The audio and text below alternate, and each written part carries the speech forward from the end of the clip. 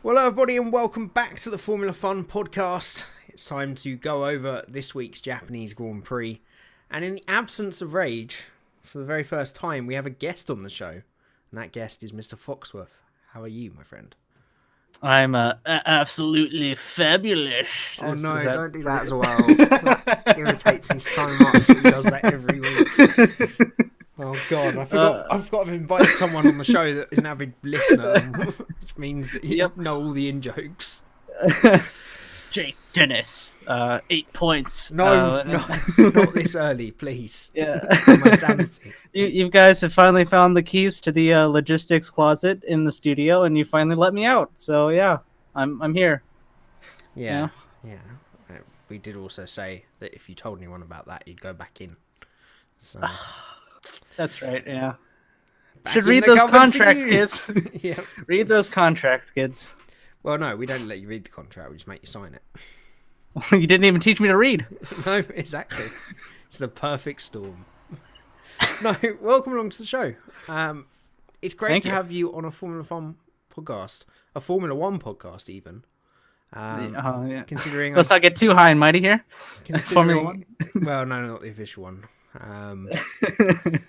But it's great, you know. You got into Formula One from the channel, and now you're an avid watcher of it, and you love the sport. Yeah. So it's great to have you on to have a chat about it. It's like full circle.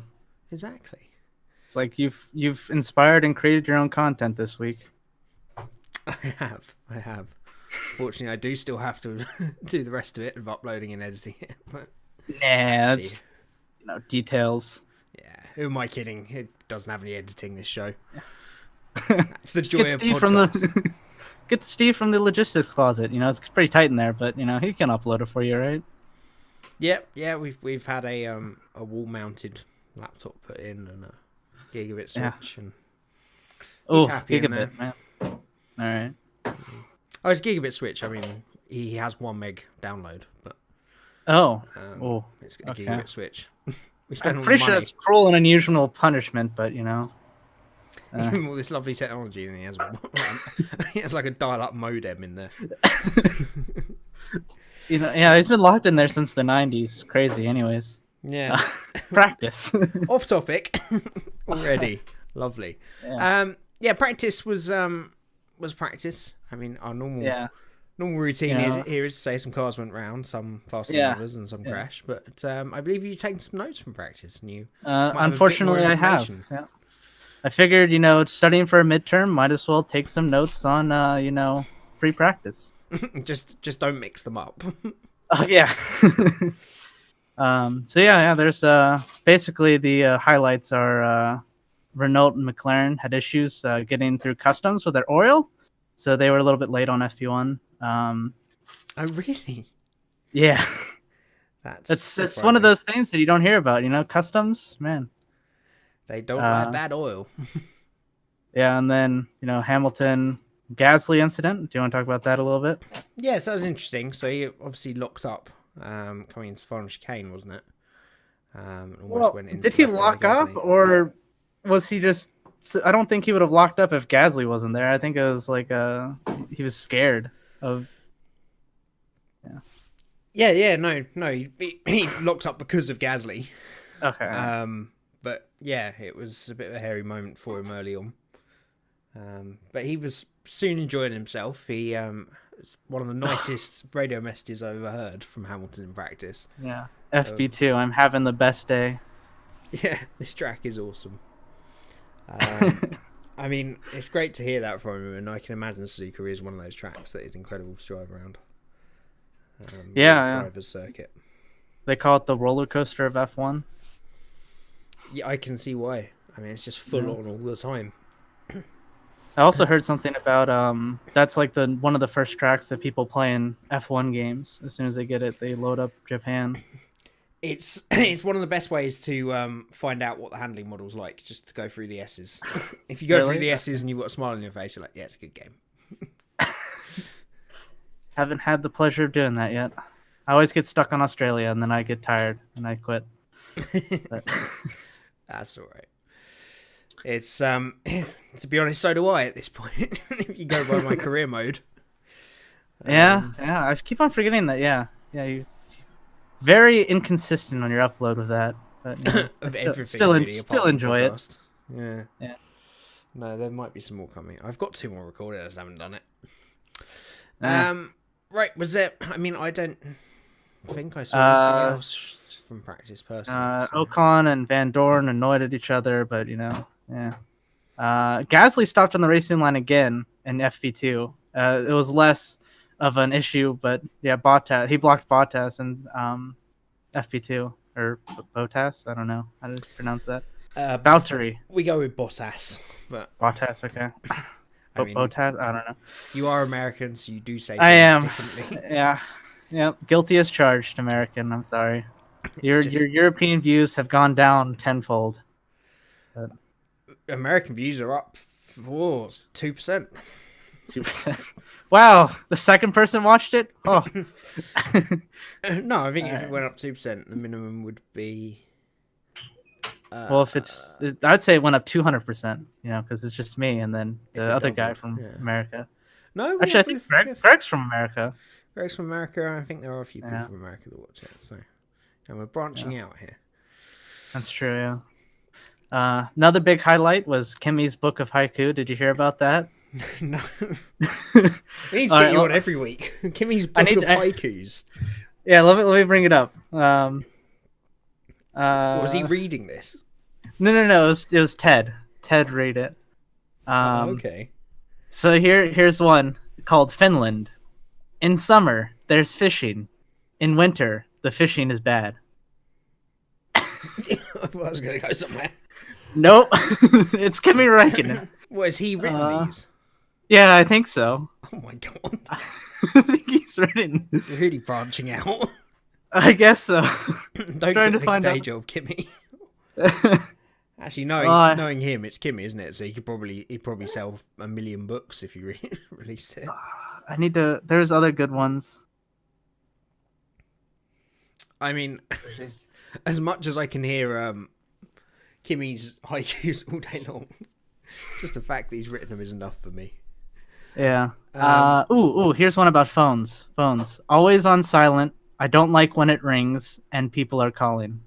I mean, this is written down poetry from an 8-year-old potentially. Yeah, but it's sponsored by their new sponsor, Mission Winnow, or Win Now, whichever way you want to look at it. Did you hear about that?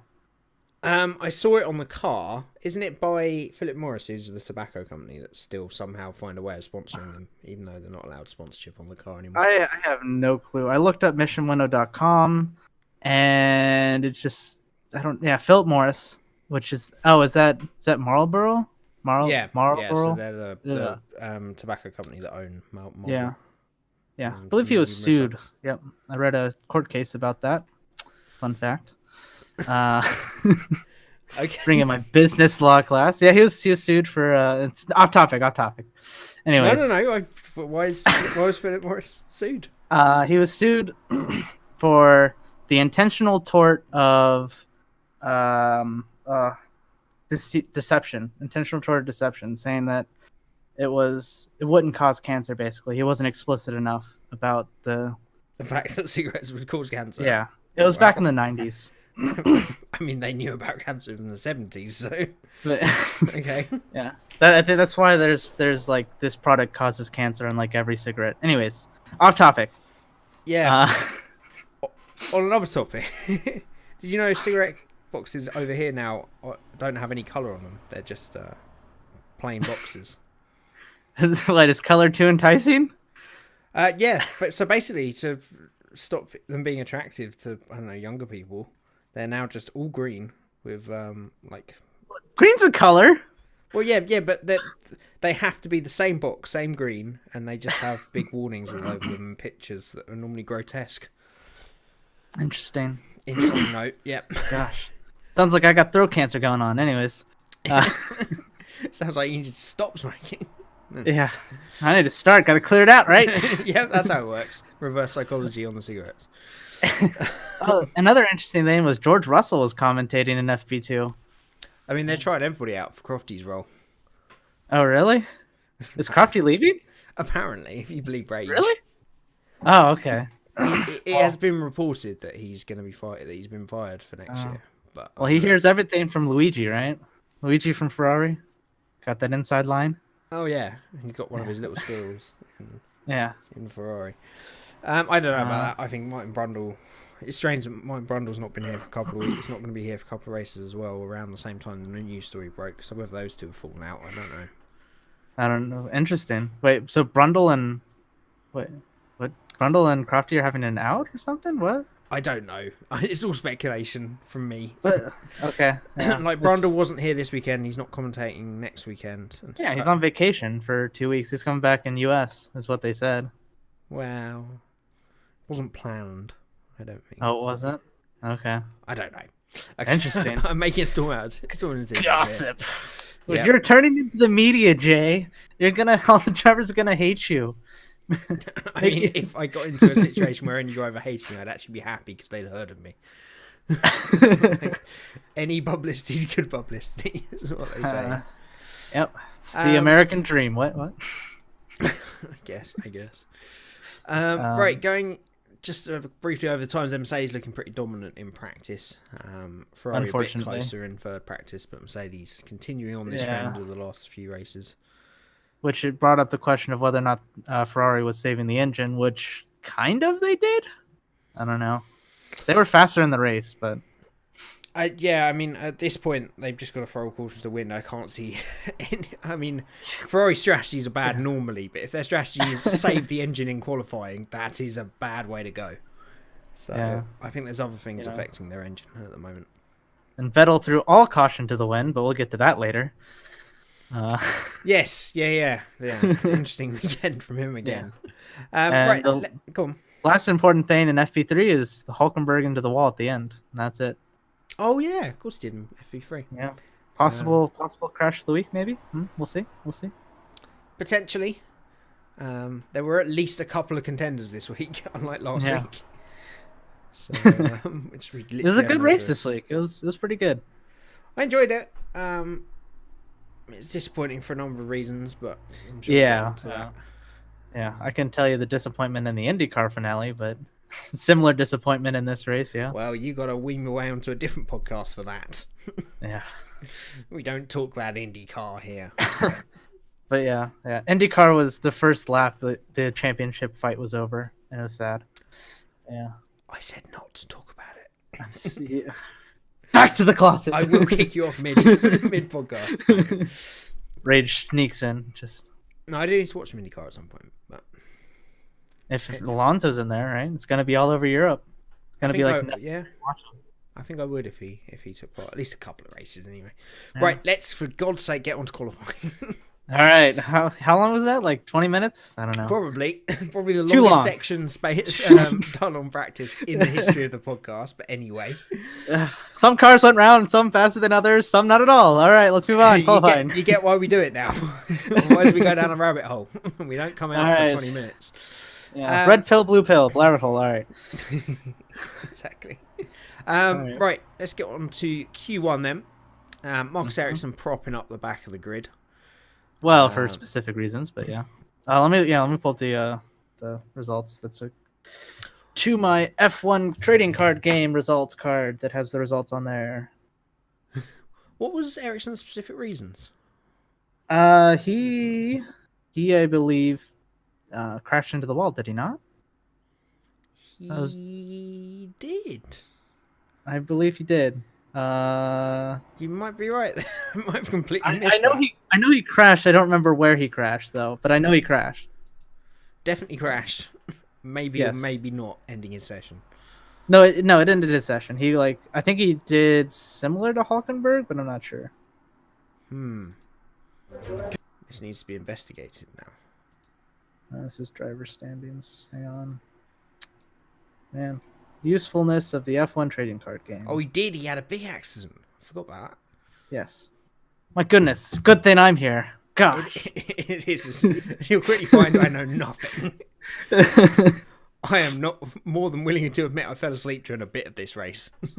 Well, to be fair, it was really early for you guys. Oh, God, yeah. It's like 6 o'clock in the morning. Yeah. I just went... this is the while you were sleeping race for me. I just went to bed and I woke up and I watched the replay. Yeah, I can see why. It was on at 1 a.m. until 3. Yeah, it's a bit much.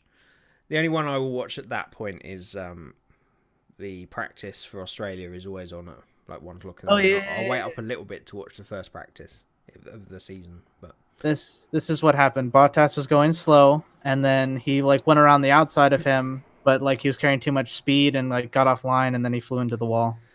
That's it. It was at the end of the S's, wasn't it? He was going around the outside, and I think he just got surprised that Bottas was there. Something like that, yeah. Put him off a bit. Sounds right. Yeah. And just put him off that corner. You're so flat out on that corner anyway. It was just enough to put him into the barrier and bring an end to the session for the moment. Next up, we got both McLarens, Alonso and Van Dorn. Did you hear Fernando Alonso's comment? What, in qualifying or in the race? About his P18. No, I don't think so. He said that was the best qualifying lap I've ever had. I didn't even leave a millimeter of track. I didn't leave it out there at all. That was like the perfect lap, is what he said. He really likes everybody to know, doesn't he? Like, yeah, that was brilliant, guys. I'm still amazing. Please listen to me. I'm 18th. Oh. That, yeah. It may well have been. It may well have been his best lap ever. The point is that McLaren is so slow. He's really holding on to like being relevant. Like it's insane. Like how much he like tries to hold on to this image. Obviously, like he's good. Like no one's gonna deny that, but he's definitely holding on to it. Yeah, I mean, I can't blame him, to be honest, because he's had such a dire end to his career, and he's going to walk away from Formula 1 at the end of the year, probably for good, with no kind of... That's the biggest shame. Yeah. Because it was like every... What? Go ahead. Well, I was going to say, normally drivers, when they get to the end of their career that have had the kind of career Alonso has, they have something to at least smile about, something to show their brilliance towards the end of the year, but it's not going to happen for him in that McLaren, and I think that's his way of... making sure people remember he's on his way out and how good he is, which is unnecessary, really. Yeah, because like it's a shame because like every year, well, obviously I've only been a Formula 1 fan for years, so it's like I've not actually experienced this really, but like every year, like you always hope that next year will be the year that he returns to greatness and stuff, and it just will never happen. Well, no, I mean he's always been driving at his maximum. Yeah. And he has always outperformed the car massively this season, more than ever, I think. But yeah, I mean it's a real sorry state of affairs for McLaren. The direction that car has gone this year, I don't think anybody could have expected how badly it would go. Yeah. The fact that they're probably going to have a worse year. If it wasn't for Alonso's heroics early on, they probably would have had their worst year under Honda at the end of that relationship. And of course, they got a Renault engine now. I keep forgetting that. I don't know why. I seem to still think. Well, is Renault the worst engine in F1? I don't know. I feel like it's close because a team we'll get to later on in qualifying, Toro Rosso, new Honda engine there this weekend, and it seems another big step forward.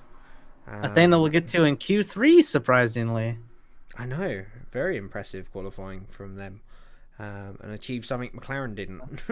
With Honda. Stoffel Van Dorn in 6/10 within 6/10 of Fernando Alonso. That's pretty good for him. It's for him.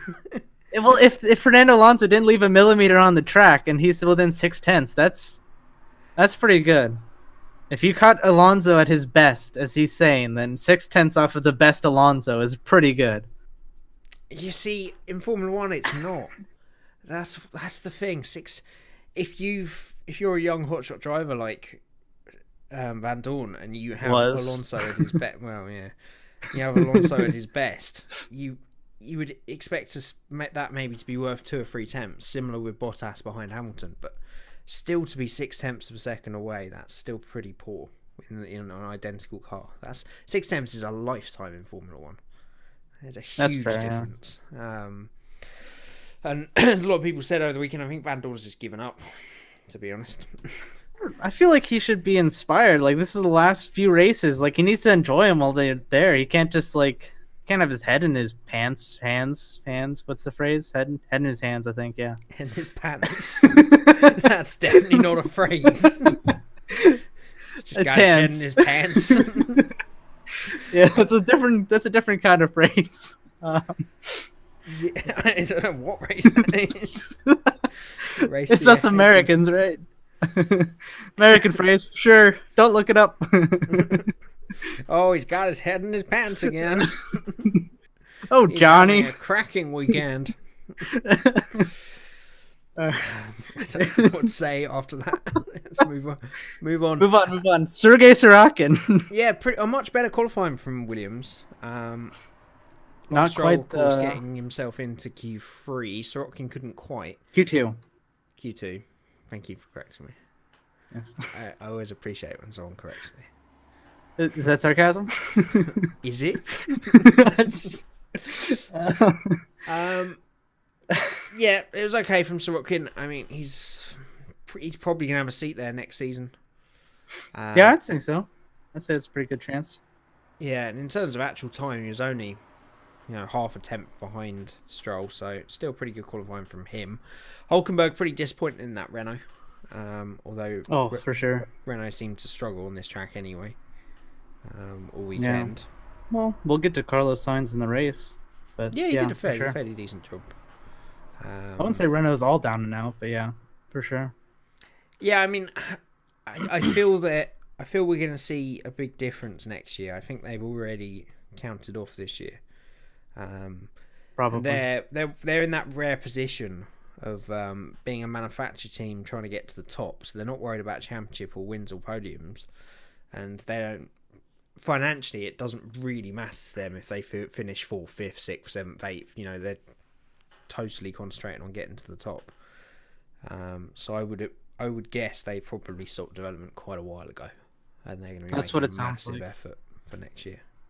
That's what Nico said, I think, was that he blamed development efforts for the lack of pace. Yeah. And one of these race weekends. I have no doubt that is the case.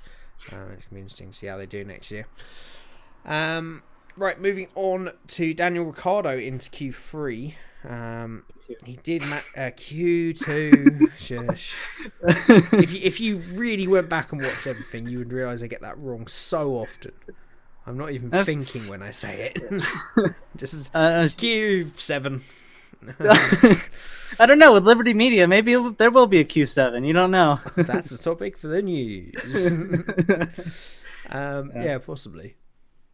Yeah, so Ricciardo did actually get out in Q2, and then had to come straight back in, didn't he? And having those hesitations. Yes. As we had a little bit of rain start to fall in Q2. And by the time they actually managed to get the engine sorted out, it was far too wet on track. And that was the case for a lot of people in Q2. They didn't really manage to get out. Did they sort the engine? I think they were getting ready for him to go back out. They were getting everything back on the car. Whether they did actually... I presume so. Because they're not allowed to work on it in part, weren't they? Before the race, and he was fine in the race, so... I presume that car was ready to go back out. Yeah. Did you see his outburst? Oh, God, did I? It's been all over Twitter and my Facebook all day. Yeah. Him just screaming. Even someone at work today who has no interest in Formula 1 at all. Did you see that F1 driver at the weekend just screaming? I was like, yeah. I did. Daniel Ricciardo. Yeah, that was quite unusual for him. Oh, yeah. Did he say that? Did he say a swear word, or was he just screaming? I mean, that was a general outburst of noise.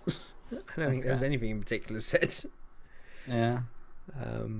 But yeah, it's frustrating for him. I think it's also it's pretty unfortunate that he's going to Renault next year as well, because he's been having all these engine issues, and it's well, is that gonna stop? Yeah, the more I think about it, the more it's such a strange move for him. Unless Renault got something real, a big leap forward next year, I can't see there being much difference between the Honda and Renault. And Renault have had the worst reliability this year. Yeah. But we will have to wait and see what happens when you put that Renault in a Red Bull, because it will get worked an awful lot harder than it does in that Toro Rosso. Well, we know what happens whenever you use Renault factories to produce artillery shells in World War One. What? They explode the artillery guns. Oh, and really? and kill a bunch of French soldiers. That's a very interesting fact. Yep.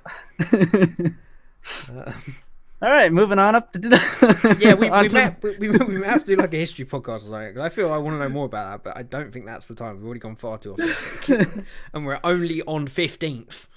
That's true. Yeah, Lance Stroll, much improved and a big step forward in terms of position for Williams. I don't think it was a big step forward for the car. I just think it was a pretty good qualifying session for him, and a very bad track from McLaren. Do you think it was more luck that he got into Q2? Like, just a really good lap, or? Well, yeah, I think it was a really good lap, but I don't think that's luck. I think that's skill, isn't it? At the end of I the guess, day, yeah. He just pulled out one of those laps. And, it's a track where the midfield was quite close as well, which always helps. But I think it was a great lap from him. He was unable to match it in Q2, which, if you go on aggregate, would have made him 13th, but that could have been because of the weather as well. A lot of people got caught out at the end of the session, or got a banker lap in early on and couldn't get back around to do another lap before the rain started coming down. That's another big thing for Q2 and Q3 is the rain, or the bad timing of it. Yeah, it's those horrible conditions where you can drive in slicks almost, but Leclerc can't. I don't know. He can. He just he did a nice dance move out there, I thought. He did at about 30 mile an hour. That just showed how wet it had got. But it was it's such tricky conditions, those. And there are drivers out there. If it was a little bit dry, would have maybe improved their times, but I think it had just gone beyond the point. But it spiced things up. I was hoping it would stick around for Q3 and we get a bit of a slippy, wet qualifying, but to us and Ferrari's disappointment, we did not. Yep, dried out and then got wet again. Yeah, exactly. Carlos Sainz 13th, Magnussen 12th, Leclerc 11th. Leclerc very, very angry at his team for not getting him out in time. I feel you can't really be too disappointed with getting a Sauber to 11th, but he's been very spoilt recently with his results.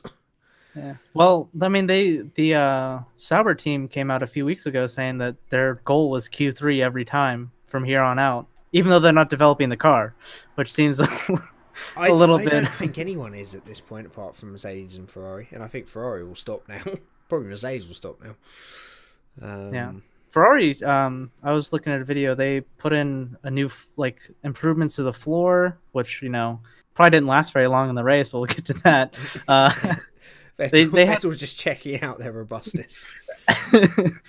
And apparently brake ducts as well. They had different brake ducts for Japan. So still some. And I think Haas is going to bring updates to the U.S. Grand Prix, obviously.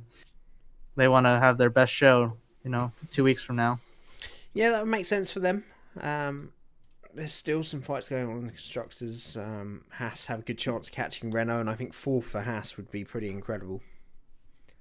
I'm not sure Renault mind too much about that fourth place, so I wouldn't expect them to bring updates in pursuit of that. So there's a good chance they'll overturn that deficit before the end of the season. Yeah. Little updates will help as well.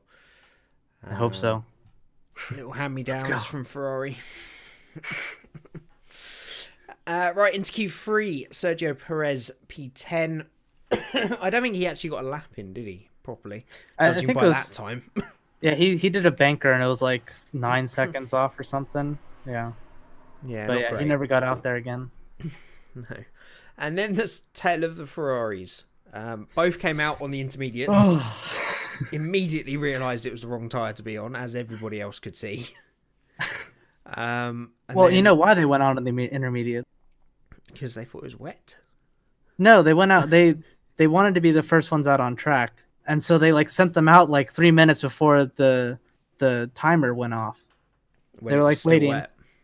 Yeah, so they were waiting for the light to turn green so they could get the first lap, because they were worried that it was going to get heavier, I guess, and so like that could be the best time for intermediates. Yeah, I mean, I can see their thinking, and also if it was right in that difficult point between wet and dry, and they got a good timing on the inters, and it did start chucking it down, as you say, then they're in the money. But it's just the wrong decision. And anybody else worth a go, great, you had a go, it didn't work out. But Ferrari, they're making a habit of this. They're making a real meal of this.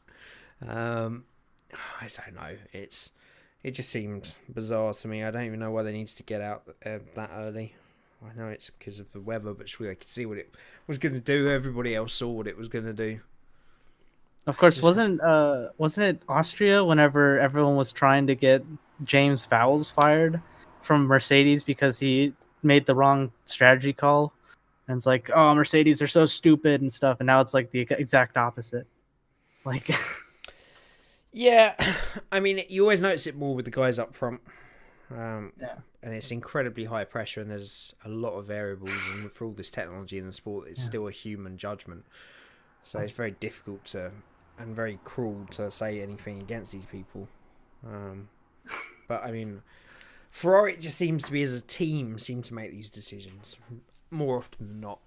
I don't think you can say it against individuals for making mistakes.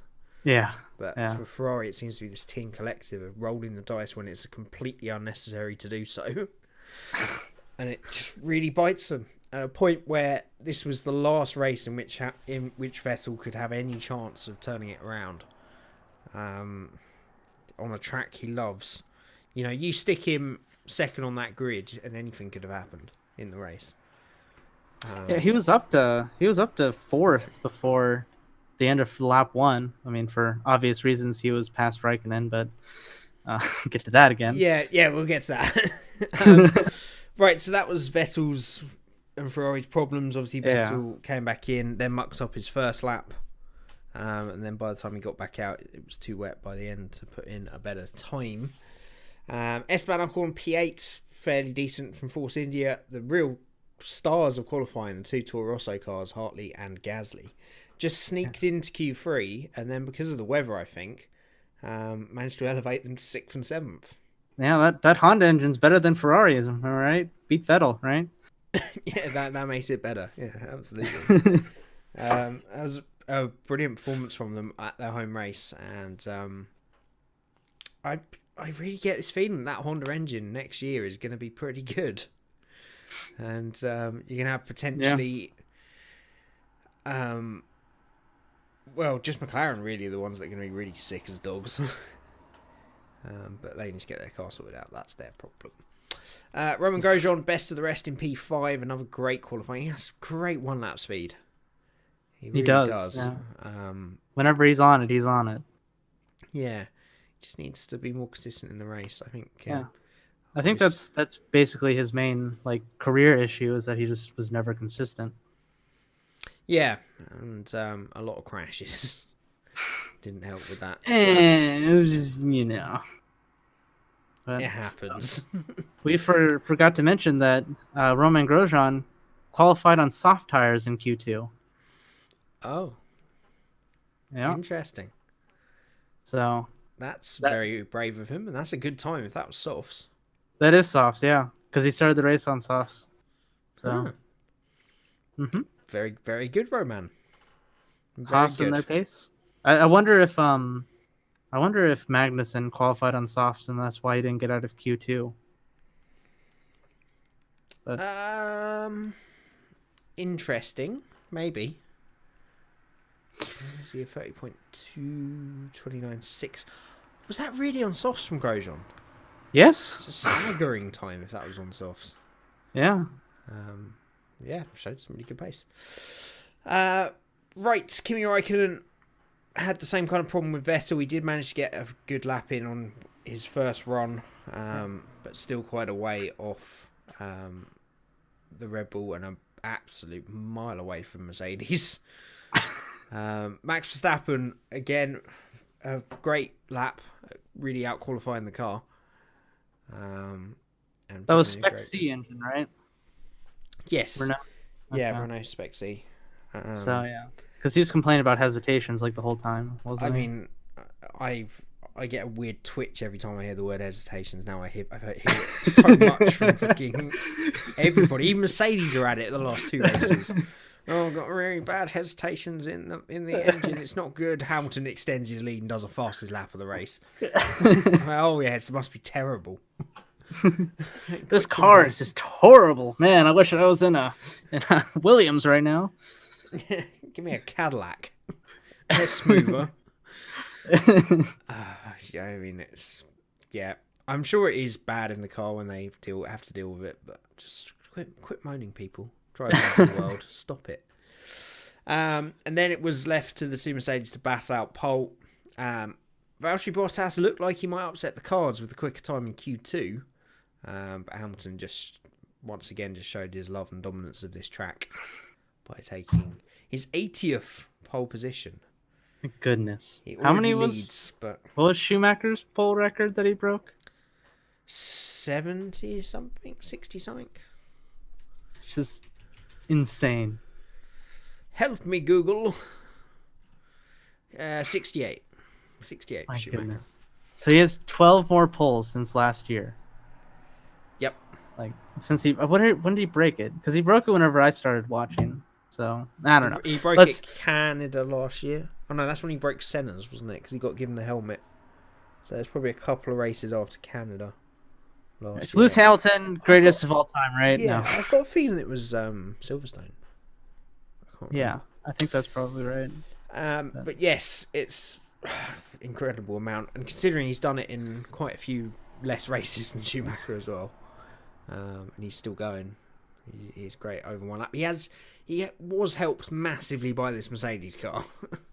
It is unbelievably dominant and more races. I think if Schumacher had 21 race seasons during his dominant 6 years, yeah, that's true. Yeah, 5 years. Sorry, then he probably would have got an awful lot more. Right, star of qualifying for you. it has to be Romain Grosjean. Not because I'm a Haas fanboy, but because of the soft tire qualifying. That's amazing. Okay, yeah. If that was soft tyres, then yeah, that's a pretty good lap. Mine would have to go to Brendan Hartley, I think. Brendan Hartley's good, yeah. I agree with that as well. That's a good one. Because obviously the Toro Rosso car was quick here, but to out-qualify Gasly as well is something he desperately needed at this point. Yeah, unfortunately the race didn't go as planned, but we'll get on to that. Great. Wait, anything else? Oh, did you see the interviews? No, I didn't this time. Yeah. So, was it David Coulthard doing it? I think it was David Coulthard doing it. He basically DC. Yep. He basically said that, or asked Verstappen if he was going to get in the way of the championship battle, and Verstappen responded with, "Is it a battle anymore?" Oh, I did hear that. Yes. Yeah. I thought that was pretty funny. It's pretty cheeky, but he's saying what we're all thinking. Yeah. And you know what? He stuck to his guts with that one. That's for sure. Yeah, he obviously had a massive foresight of what was to come from Vettel in the race. Yeah. Right, let's get ourselves onto this race then. It's a good idea. I don't think there's a Formula One podcast in the world that takes this long to get into talking about the race. All right, so that was the pre-podcast. Now, welcome to the Formula One. Yeah. For those of you joining now that we're all nice and warmed up on YouTube's main channel, we'll now get the main show started. Yeah, so it was a pretty average start from everybody. Obviously, Hamilton got away well. Bottas got away well in second. Mm-hmm. Verstappen away well in third. Vettel made up some good places off the grid. Yep, up to fourth at the end of lap 1, but I think it was up to sixth. But I think he was fighting with the Toro Rosso around the first corner. So pretty good. Yeah, so I think he would have been fifth because Verstappen and Raikkonen were still ahead at that point. He was behind Romain Grosjean for a few more corners, so he went up to sixth, and then he passed Romain Grosjean up the straight. I think right before Spoon. Okay, but yeah, it was all going his way. Yeah, for a second there, I was like, "Oh my goodness, I think Sebastian Vettel might actually win this now." Well, Win was a long stretch, especially with Bottas there as a rear gunner, but he was definitely getting... We were definitely going to see whether Ferrari had any fight left in them. But it was not to be. We will start, though, with Max Verstappen versus Kimi Räikkönen at the end of lap 1. What was your view on this incident? So, I mean, Verstappen obviously outbroke himself and then clattered the curb and came back on the track with Räikkönen just opting to go around the outside of him. And then, of course, they bumped wheels and it sort of forced Räikkönen off the track. And Max was to be given a 5-second penalty. I guess there's two parts to this.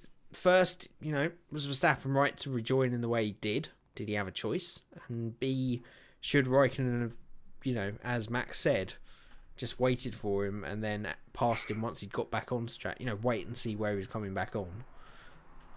Or did he have to go for it? Well, yeah, I feel like that was a fair penalty. I think he should have, joined safer. He shouldn't have.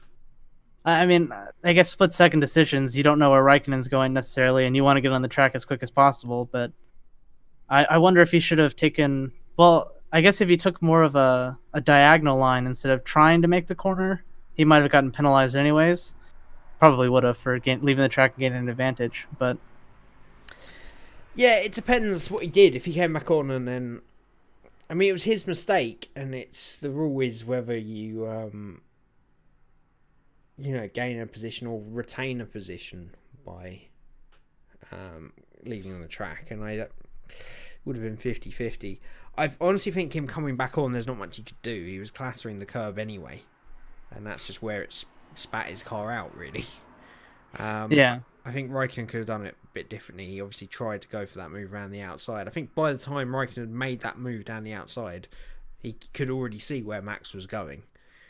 So I think it's a little bit silly of Räikkönen to think that he could get back around the outside. But at the end of the day, it was Max's mistake. His mistake caused contact with Räikkönen, so I suppose it's right he gets a penalty. Not much drama about this one, really. Yeah, I don't know if I agree with that with the Räikkönen thing. Like, he was just I feel like Räikkönen was he took a really wide line once he saw Verstappen coming back on the track. Back on the field today after halftime. The soccer match, right? Oh, sorry, football. Sorry. Oh. How dare you? How very dare you? Right, so I don't get that wound up between football and soccer. That's good. A lot of people do. Sorry, European fans. But yeah, I feel like was he saying basically that Räikkönen should have really slowed up, see him go wide, and then just shot up the inside? I guess is what he was saying. I think that's what he meant. I see what you mean. It would have been very tricky for Räikkönen to predict all of that. I think he presumed that Verstappen would have just come back out on the inside of the corner. He wouldn't have just spat across it like that. I think it's just one of those. The curb just made the decision for both of them, really. Yeah, because Räikkönen couldn't gone any more wide. He was on the grass at that point. So I don't know.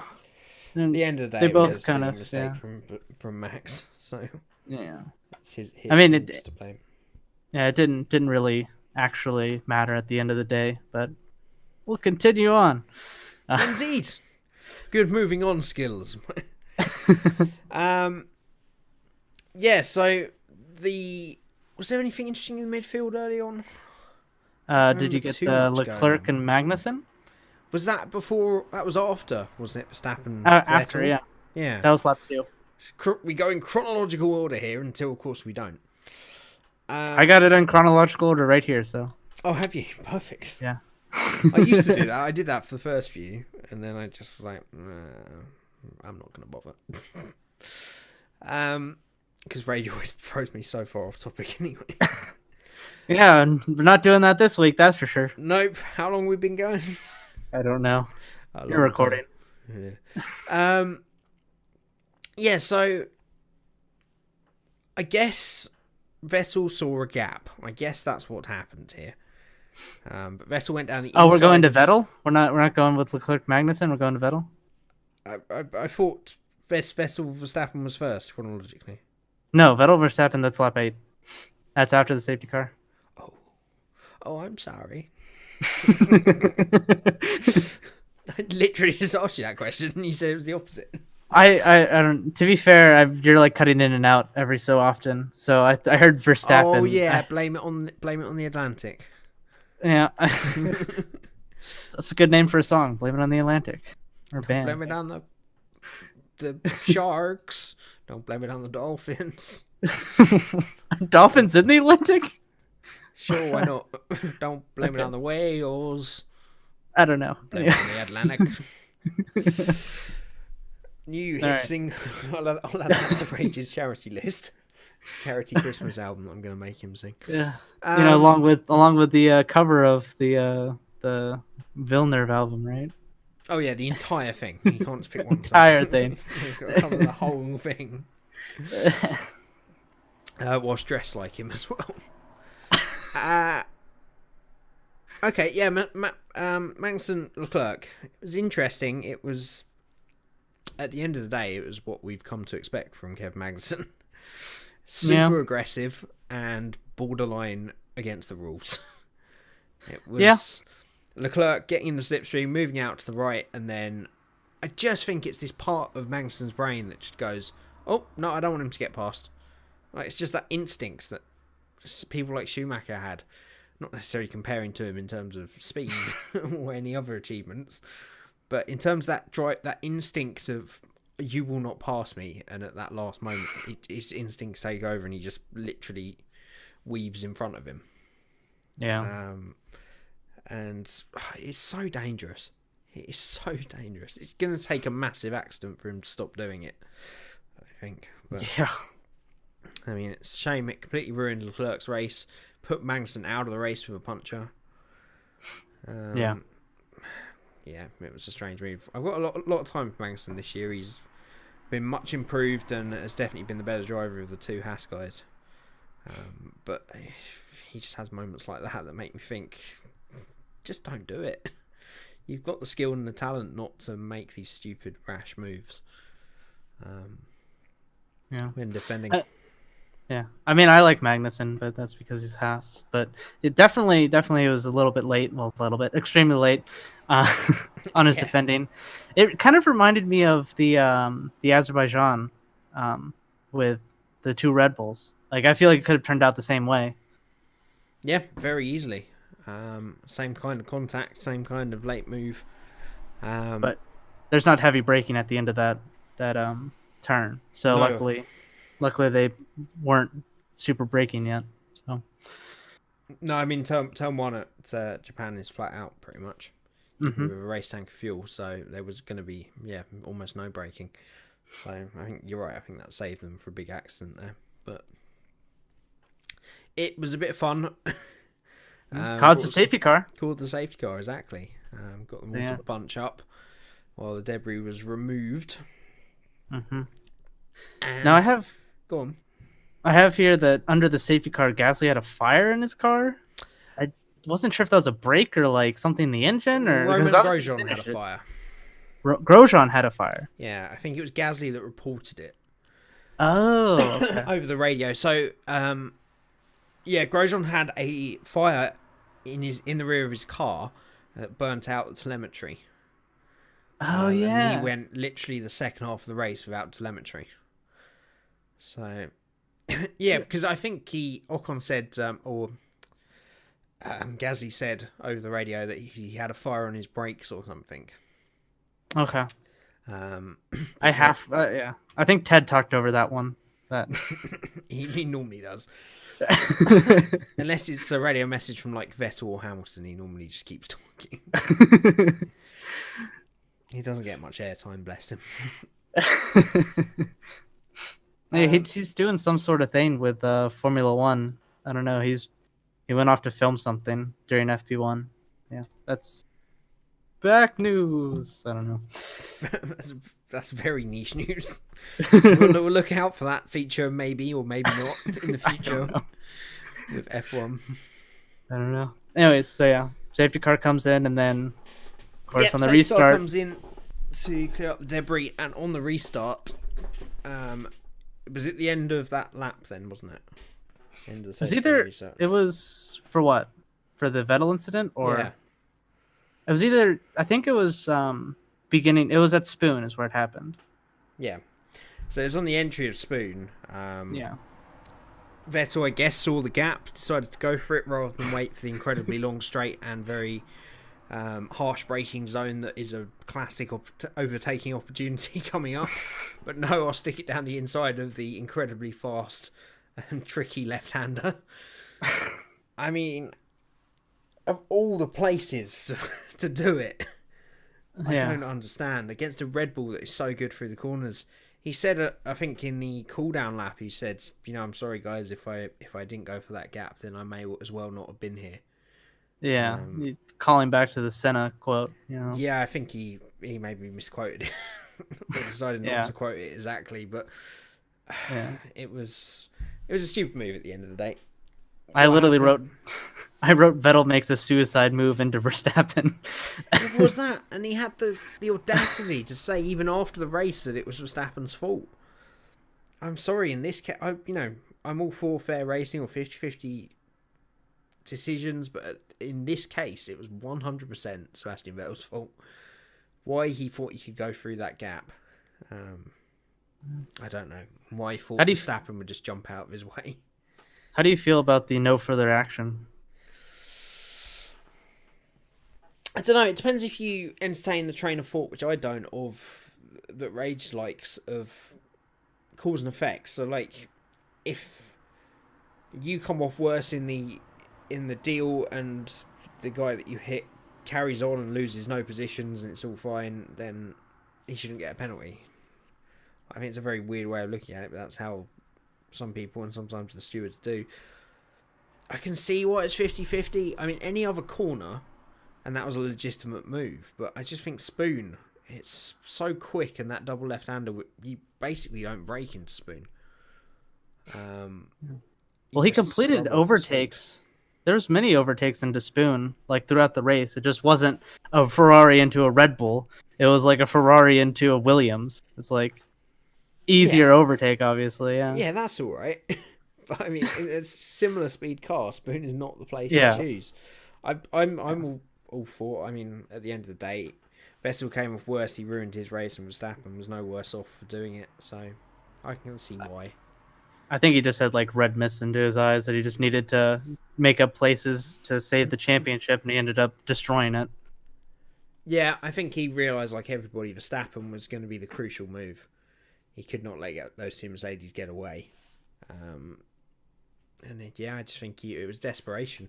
A lot of Vettel's decisions and on-track action in the last couple of races has just been pure desperation.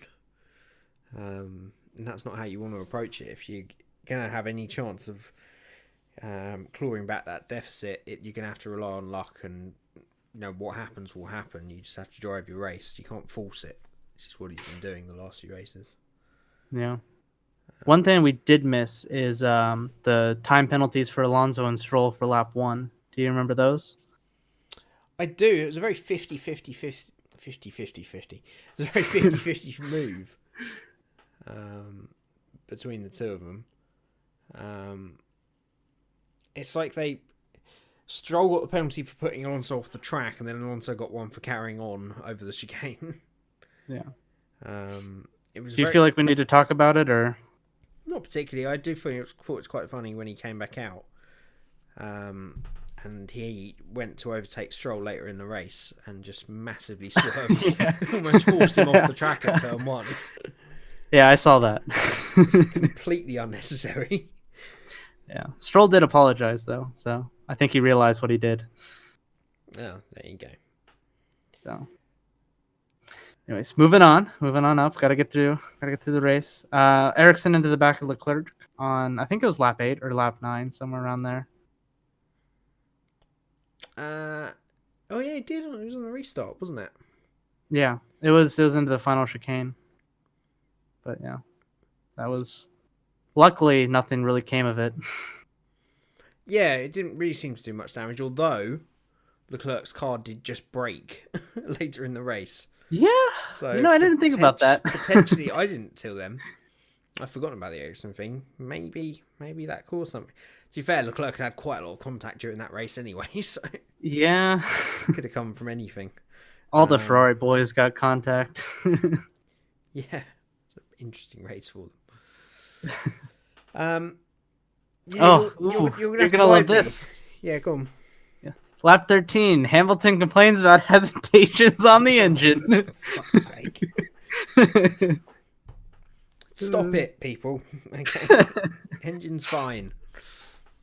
You're driving a Formula 1 car at the quickest speeds they've ever been around a track. Stop complaining about the engine. There's no need. All right. A bunch of pitting. Hamilton complains on lap 26. Drivability is not great. Harsh upshifts. Fortunately, nothing came of it. He just flew away from the field still, but Still extending his lead at that point.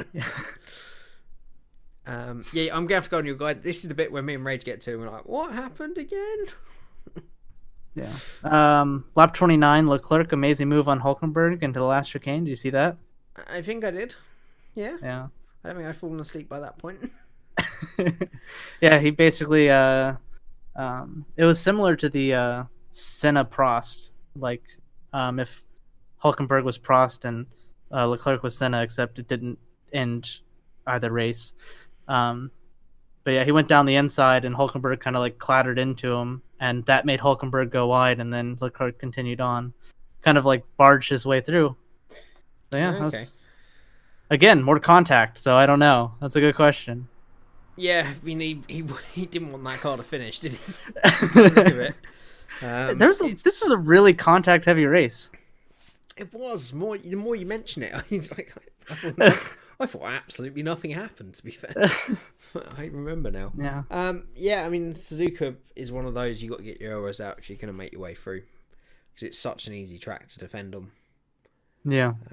Apart from, I would say, I mean, even in that chicane, even if a car gets the run on you, because it's such a narrow corner and you have the inside line for the second corner, it's very tricky for people to actually pass. I would say turn 1 is the only real natural overtaking place. Yeah, as Raikkonen proved. Yeah, many years ago. Not today. Nope. Or yesterday, even. Or probably 2 days ago if you're listening to this podcast. Yeah. I think it was the end of that lap or the beginning of the next lap or the beginning of the lap after that. I said lap 30. There was a near collision with Grosjean coming out of the pits whenever Perez was passing Leclerc. I didn't see that. Oh, you didn't? Okay, so yeah. So Grosjean pitted, and then he was coming out of the pits, and then obviously it goes right into turn 1. And Perez passed Stroll, and Leclerc was on the outside, and then Perez was like over almost into the pit exit. And so like it was just like 3 wide going into turn 1, and luckily Perez kind of backed out a little and didn't like plow into Grosjean. That could have been a very big accident. Yeah. Yeah, Suzuka's one, again, a tricky, I mean, it's a lot better than most, but it's a tricky pit exit. You come out quite late in the straight. Mm-hmm. It's a very quick turn 1, so it's very easy to misjudge, but it was, no, I missed that. Obviously well dealt with by all. Yeah, that's a good one to go back and watch the race highlights. I think it's in there. It was a pretty interesting move. And of course, eventually... watch race highlights. No, really. I might go back and have a look, absolutely. Lap 38. Go ahead. I normally watch all the videos at some point during the year. Normally nowhere near the actual Grand Prix. Lap 38. Yeah. Do you have anything? Or do you want me to say what I have? Nothing. All right. If this was being Rage, we'd be skipping to Verstappen Bottas at the end. Game over. Moving on to the news. So go on. Fernando's vicious pass. We already talked about that on Stroll. But did you hear Hamilton's radio? The "Did you take a break, Bono?" radio message? Yeah. He's obviously so in control, and Bono was just like, "I'm just gonna chill one right." I don't know if he did actually go for a break though, because he came back over the radio and said, Yeah, I'm back now, Lewis. Went to the loo. Where have you gone? Sorry, me and a few of the guys were just playing some poker in the garage. Just chilling out. Yeah. That it was really like, if it wasn't for the midfield in these last couple of races, like there's nothing. Like I guess the Verstappen made like the top 6 like actually have interesting things happen, but like other than that, it's just been like Hamilton flying off the line and just being like Hamilton. Yeah, it's very, very reminiscent of the first 3 or 4 years. Well, every year of Mercedes, but obviously the last couple of years.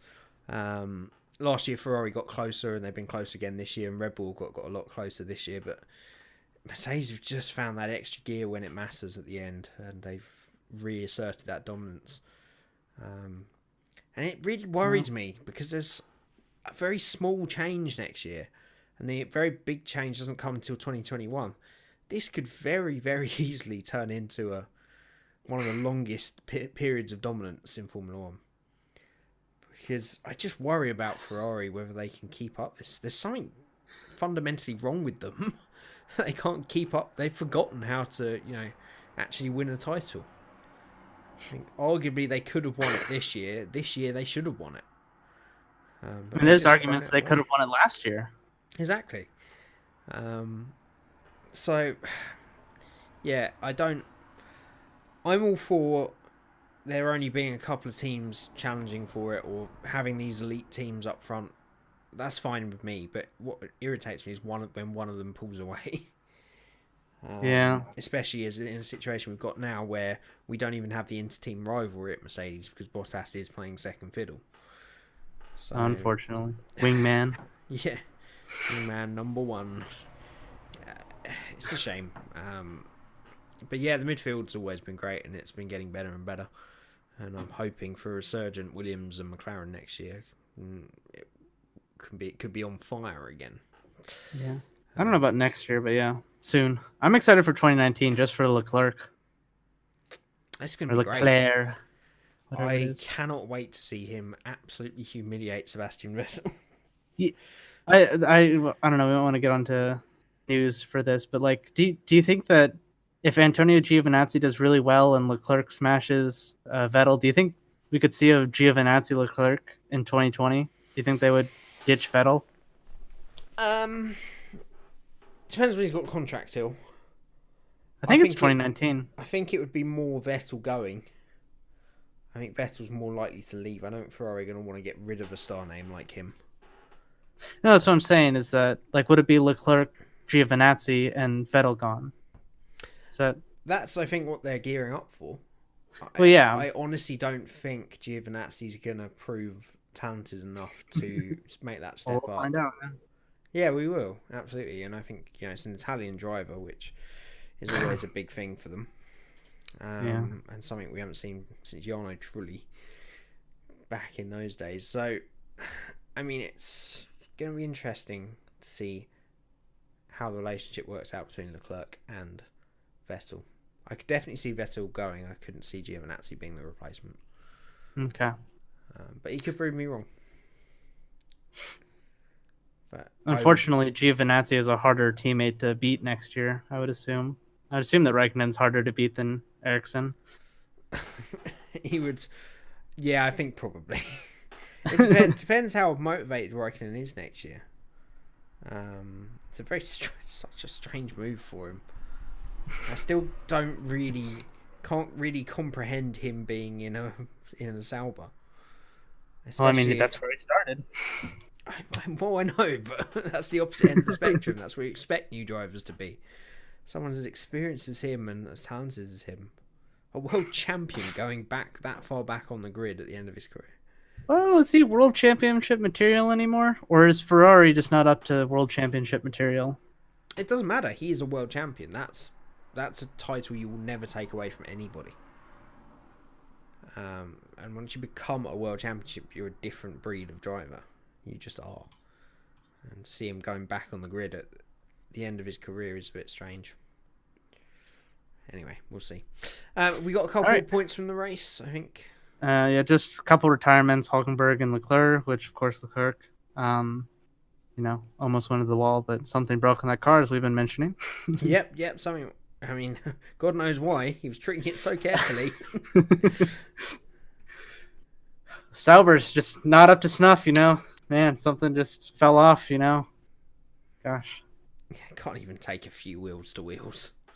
Little bit of rear ending from your teammate and rear ending Magnussen.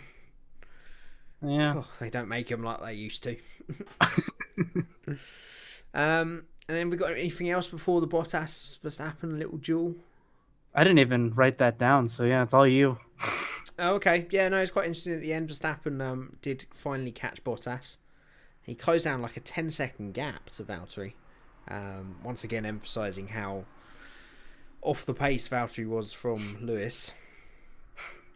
He got close enough to almost have a sniff when I think it was... I wanted to say Hulkenberg, but it's clearly not Hulkenberg. I mean, it's Van Dorn just trying to get out of the way of him. And they got within about half a second. Alonso. Was it Alonso? It was Alonso, yeah. Whenever Bottas locked up.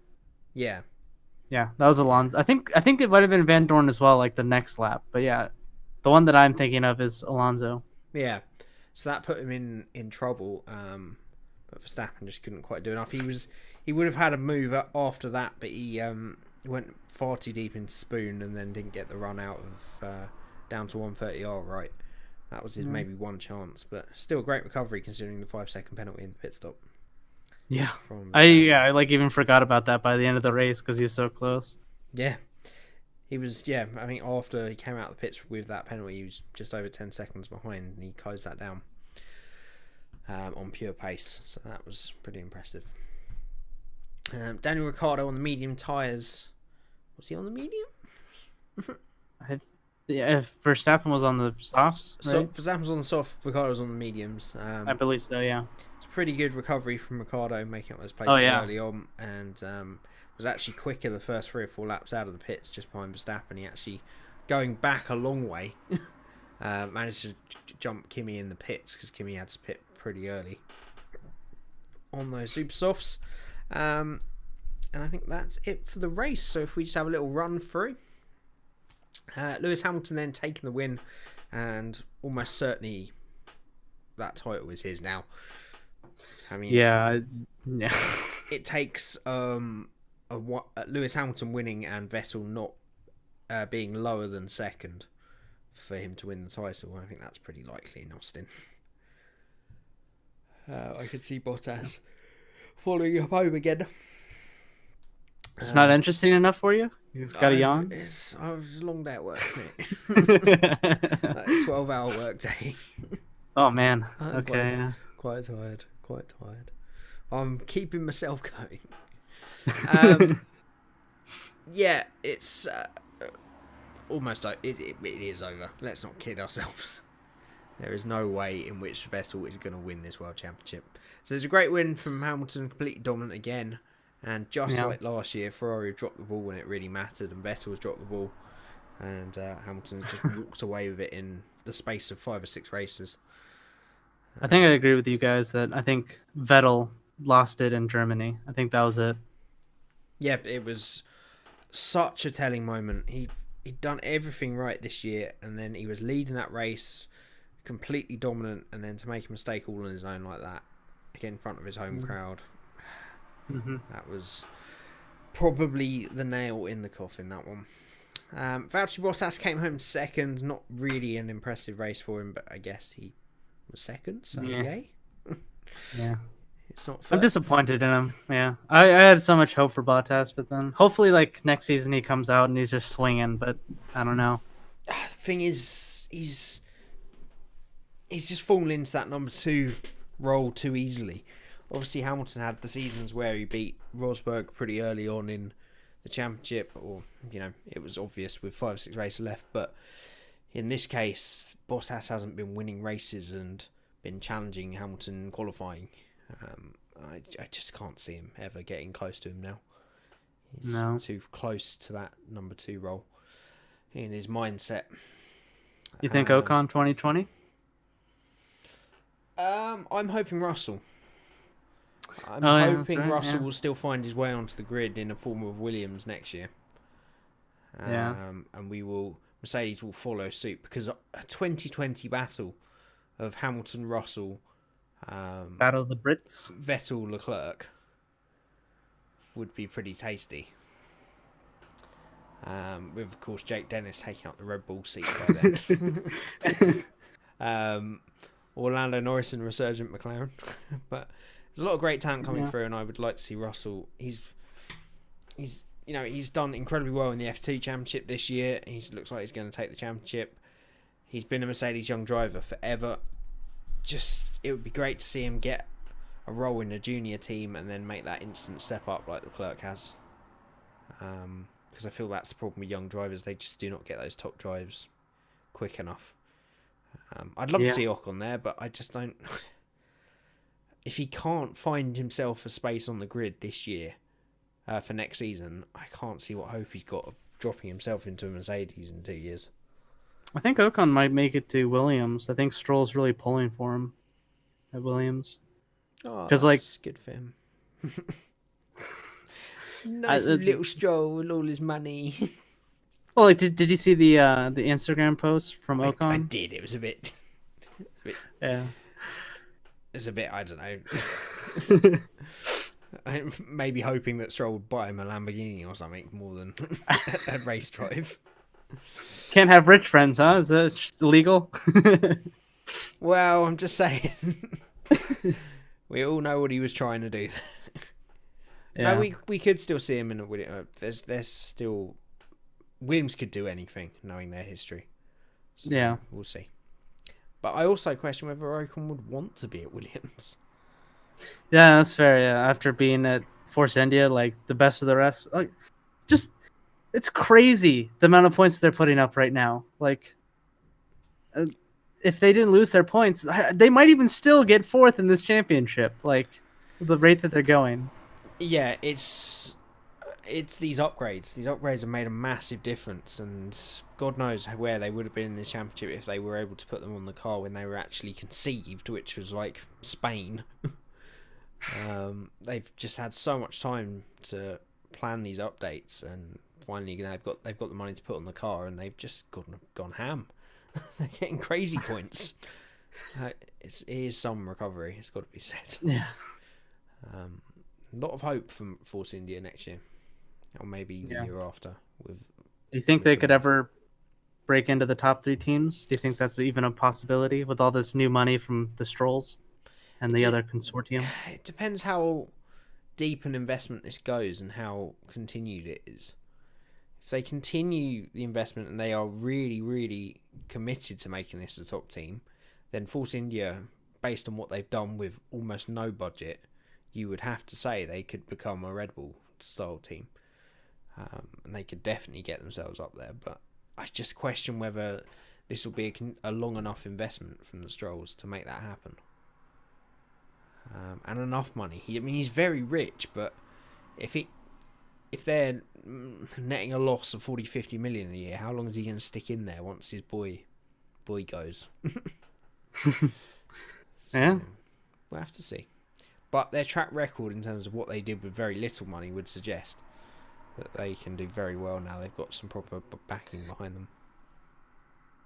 Okay, let's get back to the race rundown. P3.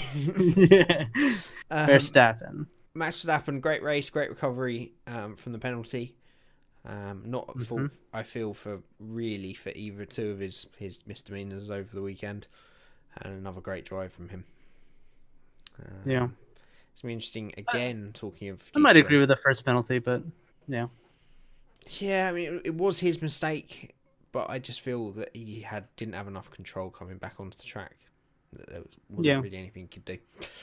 Daniel Ricciardo, fourth, once again, a little bit behind Verstappen in terms of his performance over the weekend. Obviously, the qualifying is what hurt him the most.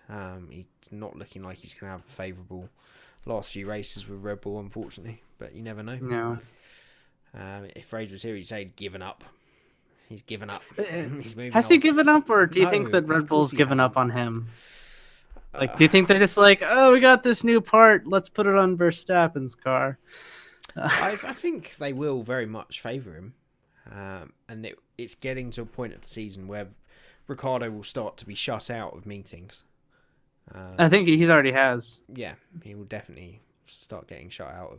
I think as soon as he announced that he was driving for Renault, he was shut out. There's certain briefings he can't do with the race weekends, but as they get towards the end, even those he will be shut out of, because there's directions and changes to the car that he can't know about. So that's got to be hard for any driver, knowing that and being treated like that around the team. It's got to affect your performance, I would think. But he has been unlucky as well the last few races. Kimi Räikkönen really showed the lack of pace of Ferrari. Obviously, he let up quite a lot late in the race, as everyone thought he was going to let Vettel pass. I think he lost almost 30 seconds of that gap in the last few laps, but decided not to for whatever reason. Saving the engine? Maybe. I think they were considering letting Vettel pass, really. But he just didn't. They didn't in the end for some reason. Well, he said very succinctly that he was racing for himself. So I wonder if maybe they're like, hey, Raikkonen, you should do 140s for the next couple of laps. Don't worry about Vettel catching up to you. We need it for the engine. The thing is, though, once he started doing that, he would have had to need to do about 1 minute 1 minute 50 or something. It was a massive gap to actually let through. Yeah. But yeah, I mean, there's a lot to be said about that about Ferrari as well. They told Raikkonen reportedly that he didn't have a job the morning of the Italian Grand Prix. That's great. It's a most ridiculous thing to do. Yeah. You're on pole, but you don't have a job. Yeah, you don't have a job. Could you let Vettel through? No. Absolutely not. Yeah, one of the many mistakes. But yeah, I think even when he was on the pace and trying to fight for his position, as soon as Ricciardo came out of the pits ahead of him, the two Red Bulls drove off into the distance. It just showed Ferrari's real lack of pace. Vettel, a fairly good recovery to 6th, but he shouldn't have had to recover at the end of the day. That was, other than his mistakes, that was an epic drive from him. Obviously, those mistakes deter from that, but he side through the field 3 times. Yeah, it was impressive. Completely unnecessary. Exactly. But yeah, we viewers enjoyed it. Yeah, it's always good fun. I do feel maybe once a year we should have a reverse grid, but they don't tell them which one, so they don't qualify stupidly. Yeah, it's I wish that they did F2 cars for one race, just a fun race, a championship or whatever race at the end, not part of it. See who is actually the best racer. There's been a lot of talk about that, a single make race added to a weekend somewhere. Be great to see. I'd like to see him go around in touring cars. Yeah. You might find that Alonso isn't as good as he says he is. I think we'd all be very surprised how it happened. How it would work out. Because it would put a lot of debate to bed. You could say, well, Alonso didn't wake up on the right side of the bed that day, so clearly that's why he ended up in 4th or something. But still, I'd question if Alonso would be 4th. Where do you think he'd be, higher or lower? Lower. Lower, okay. I think the last time he drove a GP2 car with that lack of downforce. GP2 car? I think wasn't that 2016, right? No, 2015. Oh yeah, that's true. You'll know all about the power. Yeah. No, you're quite right. You see, I don't know if you would have seen, Rage has been given the GP2 car for the league coming up. Wait, what? He's in the McLaren. Oh, okay, yeah, I gotcha. I was like, which league? Cream in a can? What? Oh, no, yeah, the ORL league, which starts this week. You're giving away an F2 car? What happened to the shirt? Yes. It's a tiny little Matchbox model. In the cream in a can livery. All I've done is literally spray it with a red spray can and then do white splodges all over it. It's a masterpiece. Good. All right. Right, let's move through a bit quicker the next Perez. few. Perez, best of the rest. Good finish from him. Some good strategies from the Force Indias to maybe negate some of the pace lacking of pace. Roman Grosjean P8, still a good finish for Haas. Felt like he should have maybe got 7th, but he always seems to struggle with the race. There was something about the reason why he got passed by Perez is because he was worried about his license points under the yellow flag and the virtual safety car. So like he slowed down during this yellow flag like way too much because he didn't want to get speeding, and then with the virtual safety car he had like 0.3 in the whatever positive or whatever instead of like Perez, who's right on the line. So that was kind of the explanation of why he got passed. Okay, interesting. Yeah, that's his excuse. Yeah, it's probably just napping, or it's Ericsson, but you know, you never know. Esteban Ocon, P9, didn't quite manage to get past Grosjean at the end, despite having a slightly quicker car. Carlos Sainz, I'm still not entirely sure he did that. Still some great strategy, and that's what I was saying. Yeah, great job from Renault. Yeah, great overtake on Gasly towards the end of the race to get himself that P10. Oh. To be Sainz facing the Japanese fans after that. Oh man, that's not a fun time. No, I mean, from what I know of Japanese fans, they really don't care whatever happens. They're big fans of everything. Oh yeah, but yeah, Honda in the points. Yeah, sad. You could literally swear at Japanese people in a crowd, and they would just scream at you. They have no idea. That's it's almost as if we don't speak the language. Almost. No, I mean they're just fanatical. Yeah, like, their costumes are the best. Like, oh, did you see Darth Vader? I didn't see Darth Vader this year. No. He was in attendance in FP1. They said it was. Don't you know they do like Bottas and then like Mercedes driver or whatever. They said Darth Vader and then it said Sith Lord. Perfect. Yeah, I mean a lot of them dress up in cardboard cars and the driver suits and stuff. Yeah, it's always fun to watch. Pierre Gasly narrowly missed out. Shame for him. He still had a good race. That is though. A shame. Marcus Ericsson, not a bad race in 12th. Brendan Hartley starting from the back. Yeah, that's pretty decent. He's not all that bad. Marcus Ericsson. I've said before, he's good. He's not great. Yeah, he's not terrible. Reserve as Rage keeps saying. Reserve driver material. Yeah. Yeah, reserve and maybe a return later on. Whenever Giovinazzi replaces Vettel. Yeah, which apparently is happening now. No, I still got. No, it's gonna be Raikkonen. Let's be honest. Raikkonen's gonna come back. Go back. Yep, replace Vettel. Anyway, that would be a real twist. Yeah. Is that you think? God, I'm tired. Do you think that's what why Raikkonen's gone to Sauber? Ferrari just want to keep their options open.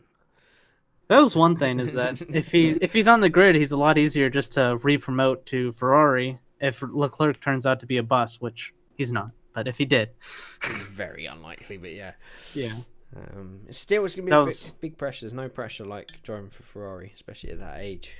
So yeah, I wonder because he's obviously been having some bad luck as well. But I wonder if like all this contact and all this hard racing from him and stuff is because of that idea that he's going to be going to Ferrari. He feels like he has to perform already. There has been a noticeable difference in his results since then. And I feel like beginning of the season, Leclerc wouldn't have yelled at his team for not making it to Q3. No, that could also be a bit of that cockiness coming in from I'm a Ferrari driver now. Which I'm sure has got. Let's hope not. No, I mean, I really like the kid. I don't want him to get a big head and become a big a-hole. No, I think in all honesty. Let's finish this. Get to the news, and then get to predictions, and then let's. He's a really. I'm alright. He's a really, really great driver, and I can't see him being anything other than a superstar. But we'll see. We'll find out. Yeah. Brendan Hartley, terrible start. And it just went backwards from there, really. Such a shame in a race that he was starting to show what he needed to show if he wants to be an F1 driver next year. But then again in the race, he was just muscled out at the beginning, continued to go backwards, and was probably lucky to finish 13th in the end. The only two behind him, the two McLarens, Alonso, Van Dorn, and Sorokin and Stroll. Pretty terrible race for all of them. I think they all, looking at their lap times, they all must have stuck on some quick tyres at the end. Because they all did, apart from Stoffel Van Dorn. But Alonso, Sorokin, Stroll did 33s at the end. But, didn't have the best race. Those two teams are desperately going to need to improve next year. It is a shame. It's such a shame to see the potentially two of the biggest brands in Formula One history to be stuck at the back like that. Pains me. Yeah, I don't obviously have as much, history of watching Formula. I mean, I've watched Formula One history, but don't have a history of watching it. I've only been watching for years, so it's like not as crazy to me that Williams and McLaren are at the bottom of the grid, but still, it's a shame. Yeah, I mean, Williams have had their up and downs for years. McLaren is obviously the biggest surprise. Never seen anything like this. They had a dip in 94 and 95, but nothing like this. It's just crazy to think. But we'll see. Right. Where would you rank this race, do you think? Pretty low. Really? Pretty low, yeah. I mean, there was a bit of contact, but there was no real battle at the front. The midfield action, there was some okay overtaking, but I wouldn't say it was anything special for a race. Personally, What about you? I'd say it's above average for this season. I feel like there's been a lot of like Russia was really boring, except for the team orders. Let's be honest, right? No. Singapore was really boring for the top six, except for the midfield, especially Sergei Sorokin. Like this, Sorokin is really coming to his own these past couple races, which is why I think he's going to keep his seat. But he's. Oh dear. Stop doing that. He's definitely improved, but whether he's done enough to keep that seat, it depends who the alternatives are, I think. Right. It's 4 in the afternoon, mate. What are you doing? Come on. It's not mid-afternoon. It's 9:10. 9:10. Jake Dennis. The Atlantic strikes again. It does. How do you mean again? When did Atlantic strike? Kind of mythical creature. Right. So where do you want to start with news, or do we have something else? I mean, I guess we don't do Crash of the Week without Rage. That's his thing. Crash of the Week. Crash of the Week, you bastard. Yeah. Sponsored by. I can't do that. Yeah. They're really solid sponsor. Yeah. They are. They offer such a great deal. In terms of offering absolutely nothing, and we offer absolutely nothing in return. So that's cream in a can. I believe we call that quid pro quo, right? Sure. Yeah, it's the opposite. Anyways. Okay, great. You're that cream in a can, whatever Fox just said. No. Right. I mean, if we're going to do Crash of the Week, I think it'd probably have to be... For me, it'd be Verstappen and Vettel.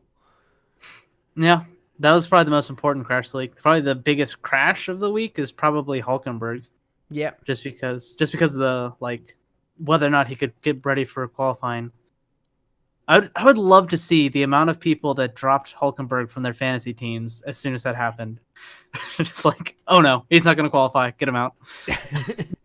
Yeah, that would have been if we were watching along during or thinking about changing our teams, which I definitely do. No, never. It was a big crash. But I just think, especially when you see a still from Vettel and Verstappen, it's literally off the ground and sparking. It's one of those defining kind of crashes as well. As the very final moment that Vettel knew, I wasn't gonna get this title. It was so similar to Monza, like so similar. Yeah, I think it's more 50-50 in Monza.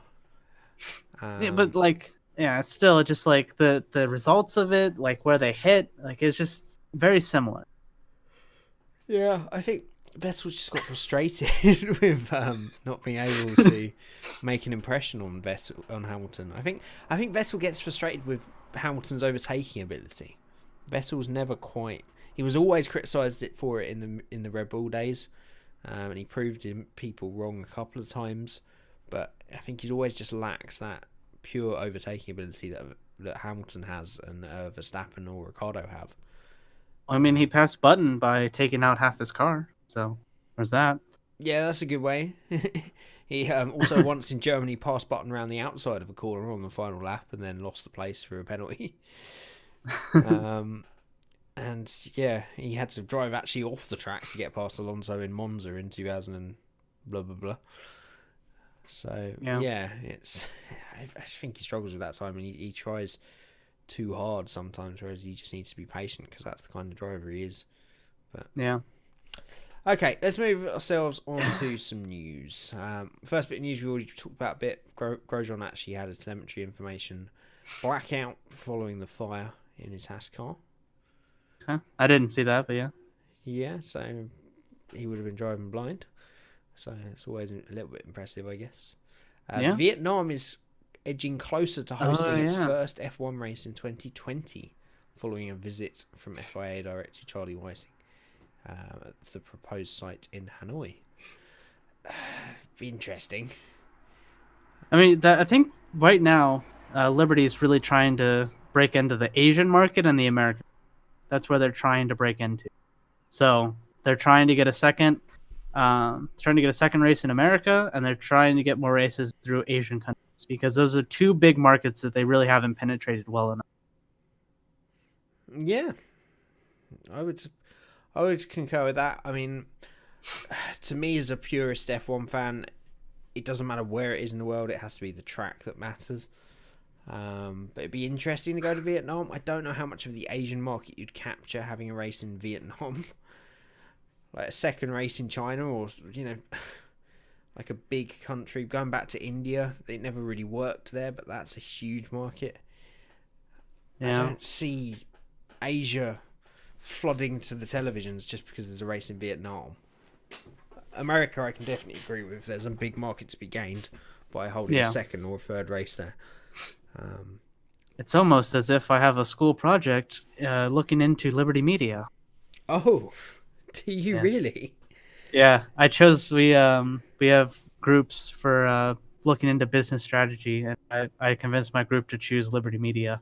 So, interesting. I'd be interested to see what you find from that.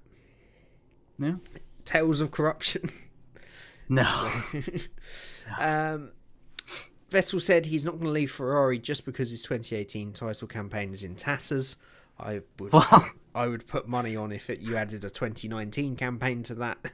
You may well do. I feel like he's more to blame than Ferrari is. I don't know. Some of the biggest problems that has happened to Vettel this season have been because of himself, not because of Ferrari. Yeah, I would agree. I would agree. Last year was the team's fault. This year has been purely Vettel imploding. He was so on it at the beginning of the year, and then like Spain happened, and Mercedes was like, "Oh yeah, this is how we race." And then like since then, it's been like a ding dong battle, and then it's just like, Hamilton every single time is summer break, and he comes back. It's like he's unstoppable. Like, yeah, we may just have to come to the belief now that Hamilton is just that next level driver. What he does is incredible from the summer break. I mean, make no doubt about it. The car helps. And Ferrari making the problems for themselves, and Vettel making the problems helps. But he still goes out and absolutely smashes it after summer break and finds another gear. I wonder if Hamilton will ever leave Mercedes before the end of his career. I wonder because like it's starting, like this year was like the teetering on the edge of the Mercedes dominance being over, and then Hamilton was like, nah, Yeah, they just keep fighting. That's why I'm a little bit worried about this. Don't want it to continuing to go on, but I would love to see Hamilton give himself another challenge. I would love to see him in a Red Bull one day, just to see what he could do with that kind of car, with a Newey car. But I think you're right. I think he'll probably stay with Mercedes till the end. Yeah, the commentator said that Adrian Newey can just literally see the wind. What they said. Can literally see the wind.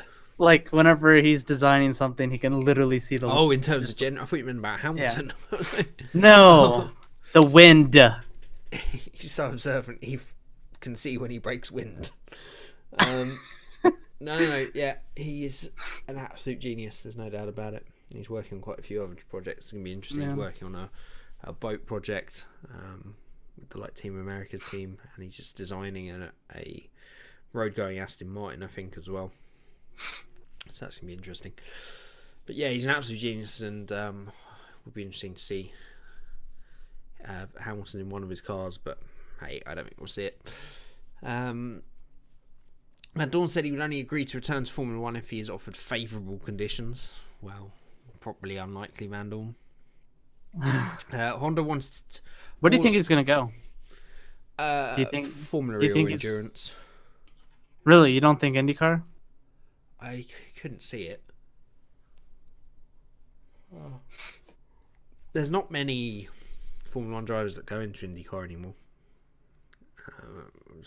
I think Rossi's the only one recently, isn't he? Well, I guess Rossi was a Formula 1 driver. Yeah. I mean, those that fall out of F1 and pick IndyCar as a next project, I would say Endurance is much more likely with him. I could see him slotting into maybe Van der Gaard's team, who have that kind of...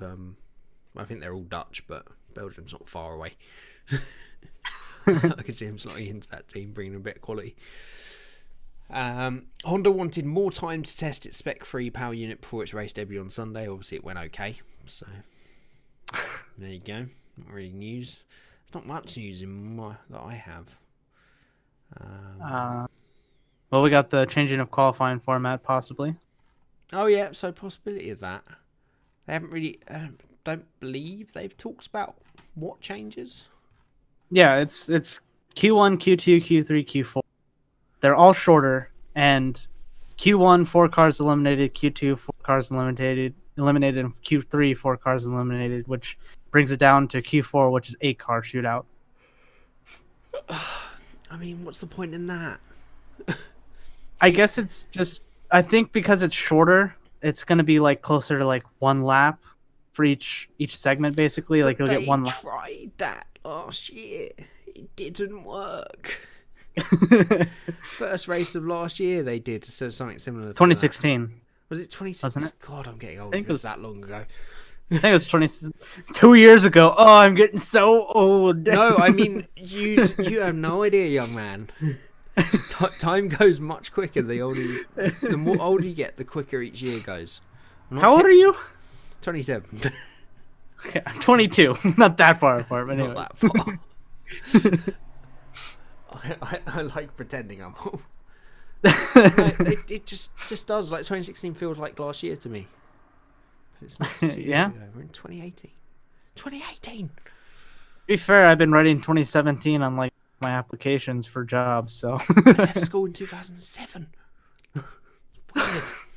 It's weird. The year Raikkonen won the championship. I know. It's that long ago. It's 9 years since Bum won it. Right. Qualifying. I just don't think that's the right choice. If they're going to make a change, make a drastic change. Well, I don't want to, rain on your parade, but Ross Brawn says that he's proposing this. Or maybe he's not proposing it, but he's agreeing with it. So. What? Q1, 2, 3, 4. Yeah, Ross Brawn says we want qualifying to be less predictable so that it's more likely that the strongest cars can end up in the wrong positions. Perhaps by reducing the number of laps each driver can do in each segment, the teams will not be able to optimize everything as they are able to currently.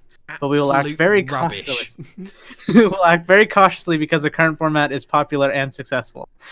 So, I mean, it's what we've got. I wouldn't say it's popular and successful. It's fine. Yeah, it's fine. It's better than the blooming 2-day. It's all fine. It's all fine. It's better than the blooming 2-day events they used to have for qualifying. It used to be a Friday and a Saturday session, like an hour and a half each. So it's better than, more exciting than that. I think Hamilton came out in the press and talked about potential of a like one-off super qualifying each year, a one-off super event where you have 2 races each weekend and something with qualifying. I can't remember what he said. What did you say, Lewis? What did you say? What did you... I don't know what he said. Hamilton on how F1 can improve race weekends. Proposals... Blah, blah, blah. Blah, blah, blah, blah. Blah, blah, blah. At the moment, it's the same 4 days for 21 weekends every single year, pretty much. I think it needs to be dynamic and it needs to be a different for different circuits. So you have a super weekend. I mean, that's literally couldn't be more nondescript if he tried. What are these super weekends, Lewis? No idea. We're going to do it, but we're going to do it differently. Don't you understand? For 1 week. 1 week only. Super race. No, Lewis. You can't just call it super race. And you've got to actually change something. No. Just the super race. For me, qualifying... For me, do you know what the best qualifying system I've seen, and it's controversial, but I still loved the couple of years Formula One ran it, was the one-shot qualifying. If you want drama, that is drama. Yeah, because it wasn't that. I mean, that was the year that Schumacher couldn't get on pole because it was the thing, wasn't it? So yeah, I think it was 6, 7. I want to say 6, 7, and 8, but I think it was maybe 5 and 6. I don't know. It was around that time, between 5, 6, 7, 8, that sort of time. Yeah. It was just thrilling. Like, you think they're under pressure now. If they go out one at a time, so you watch one lap at a time, so you can completely concentrate on each driver's lap. And the amount of mistakes people made, because they had to go flat out because it was for pole, but they only had one lap. Yeah. If they're going to change it back to that, because that was mental. Yeah, but obviously there's the idea of competitiveness, I guess. Yeah, it's very un-Formula One because there's too much random luck element in there. But if you want pure excitement, could see a Williams on pole. It's possible. Like, if all the Mercedes and the Ferraris muck up, or even over one lap, how many times have we seen Leclerc or Alonso at times just pop into sort of top 4 or 5 because it's the first lap? The other issue is you might have rain, which you have to give fair conditions to every driver, because obviously the track improves as people go on it, and if rain came, how are you going to say that's fair to the drivers who didn't go yet? They just have to deal with it. I mean, that's the way they did it during that year or two that they actually did that system. That's lucky. I know you're fighting for the championship, Vettel, but it rained. Oh well. P20. Even more randomness. Why not? I guess. If you're gonna have it, maybe I like Hamilton's idea of maybe just doing that 2 or 3 weekends a year or something. Super weekend. Do it around Monaco.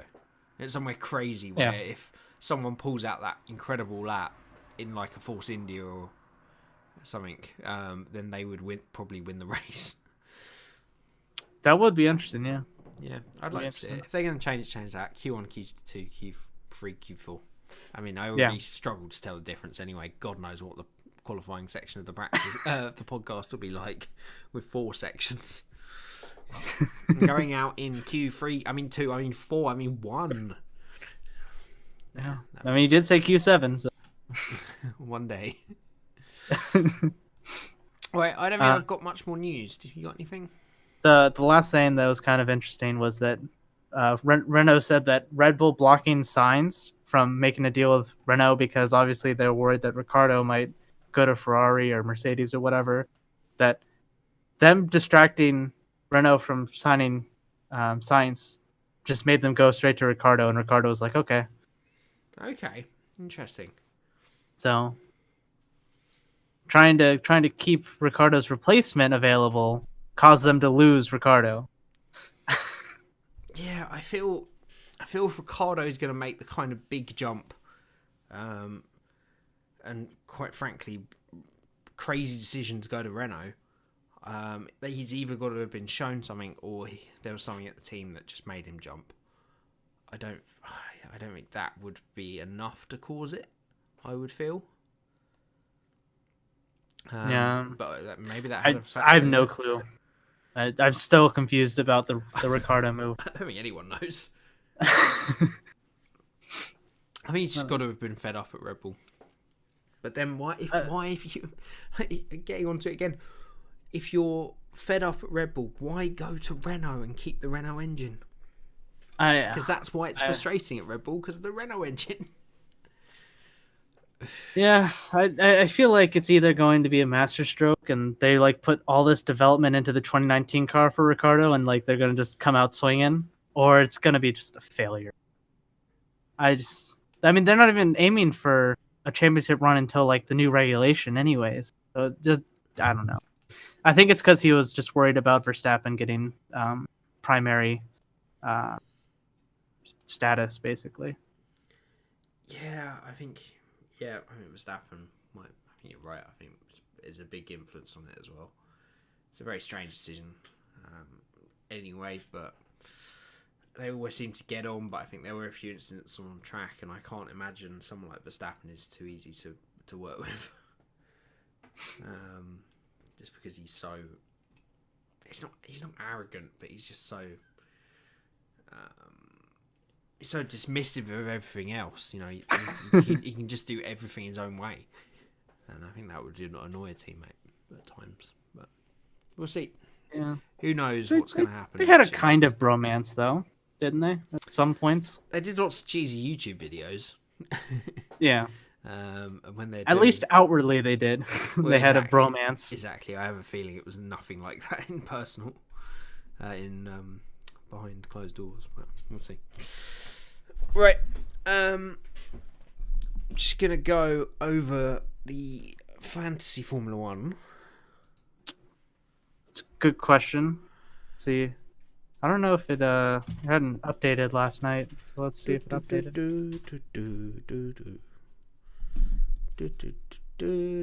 No, don't ask me what I'm doing. What a single moment. Has it up there? Japan? Yep, it has. So, still leading the way, we've got Roberto with Pow Pow Pow.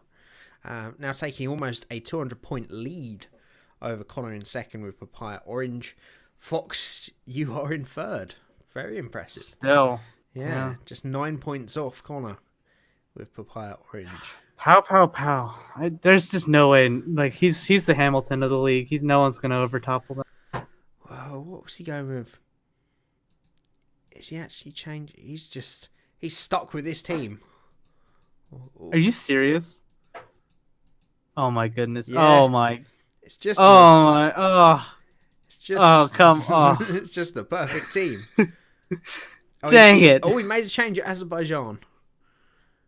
He probably forgot about it after that. And then instantly changed back to the same team. Oh really? Yeah. Azerbaijan, he got 58 points and then changed. But his main team has been Raikkonen, Grosjean, Hulkenberg, Verstappen, Ocon, and Mercedes. Well, you got the Lewis domination, you know.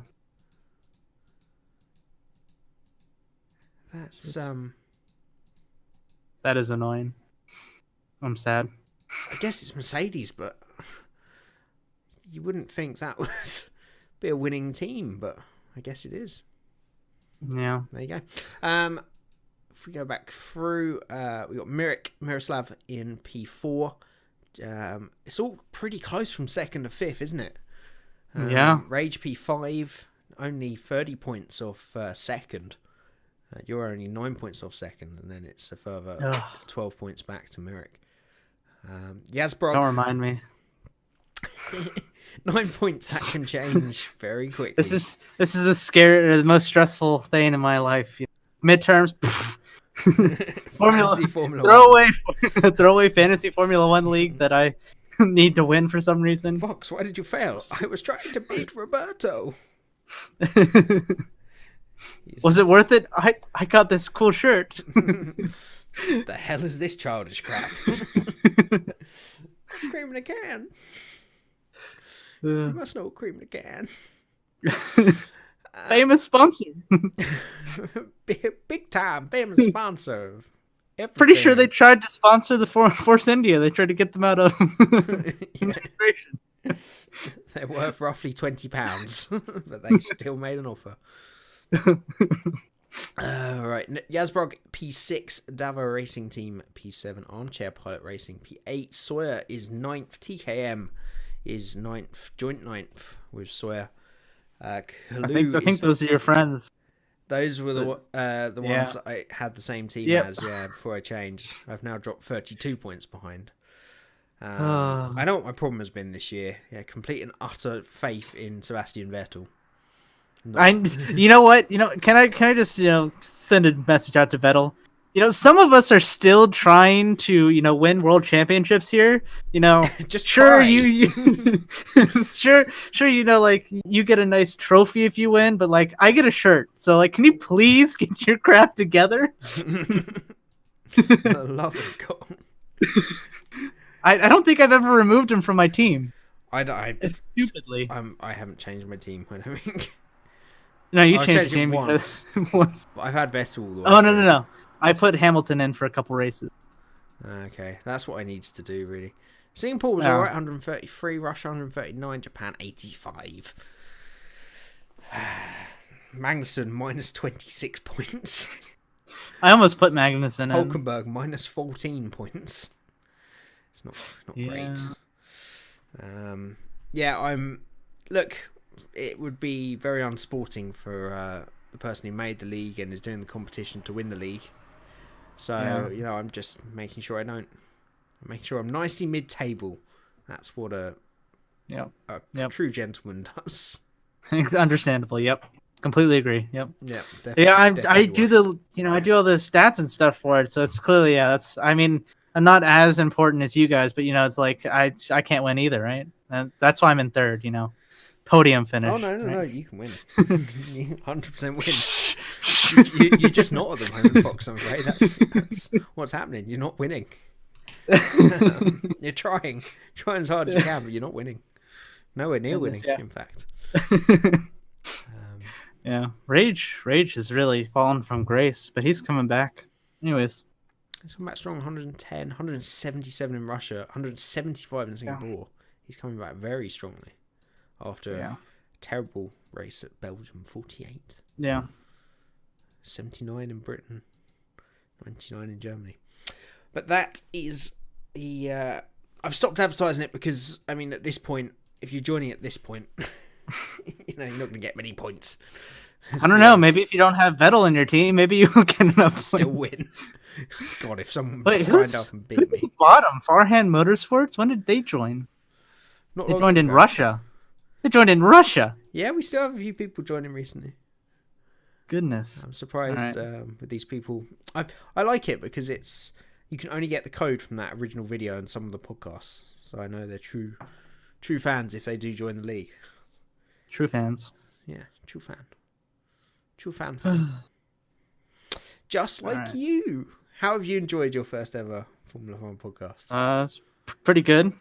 Got to do the predictions still. Can't forget that. We do. I do know you had a topic, but we went on for quite a way. No. Yeah. And you can see why we don't get to the topics anymore. Well, yeah. I thought, not having 10 years of report, maybe we wouldn't get off topic, and then, somehow we got sidetracked still. But podcasts just do it. I understand why people do them instantly while I do it. They're so much fun, and they just go on forever without you meaning to. I used to watch the Co-optional podcast, and I always wondered how on earth that went on for like 3 hours sometimes. It turns out it's pretty easy. Like, we have the limited subject Formula One. If you talk about the whole of gaming, God knows how long we'd be here. Yeah. Yeah, that's the thing. You have to choose specifics and go on long about the specifics, or you have to be really general. Yeah, exactly. Right, predictions. Yeah. So I've fallen a little way behind, haven't I? 2.5 points behind. Mm-hmm. So I'm gonna have to be brave for this one. Might have to just get some points in the bag. Let's go ahead and read out Rage's predictions. So has he made? He's made them, has he? Yeah. He put them in an envelope, mailed it across the Atlantic. Arrived. It's all legit. It's all legit. He put out Vettel, Bottas, and Ricardo is what he put in. Vettel, Bottas, and Ricardo. Yes, that was his prediction. Was he drinking on holiday? Well, to be fair, I might have off-put him by saying that my prediction was Grosjean, Magnussen, and Hamilton. What was that? Rage's prediction was Grosjean. No. Okay. Well, I'm gonna go. I went a bit off-piste for Japan, and it hasn't worked out for me. So I'm gonna go Lewis Hamilton. Good. Valtteri Bottas. Sebastian Vettel. Okay. I would agree with most of this. I need to get some points back.